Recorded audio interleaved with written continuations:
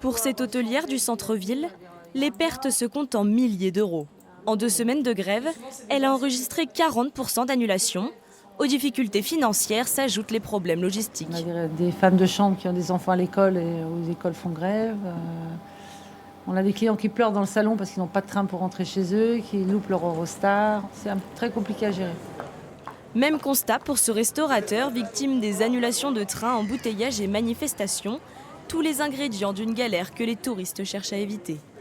On a une grosse clientèle de Belges, de Néerlandais qui aussi, eux, sont pénalisés parce que du coup, pour venir ici, au niveau des transports, c'est assez compliqué. Ça renvoie aussi une image assez négative. Bonjour.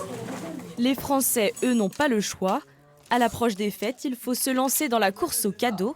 Mais la grève vient bousculer les habitudes. Les gens viennent plus sur le week-end que la semaine. Il y a des manifestations la semaine qu'il n'y a pas le week-end. Et du coup, les gens concentrent leurs achats et leurs déplacements sur les week-ends. À une semaine de Noël, le centre-ville est quasiment vide.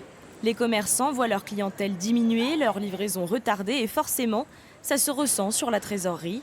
Selon une estimation de la Chambre de commerce des Hauts-de-France, les entreprises de la région ont perdu 22% de leur chiffre d'affaires. Je souhaiterais qu'il y ait une pause sur ces grèves, notamment sur la période de Noël.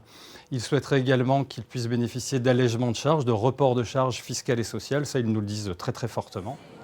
Autre revendication des commerçants, que les mesures d'ouverture le dimanche puissent être reconduites en 2020, histoire de compenser les pertes.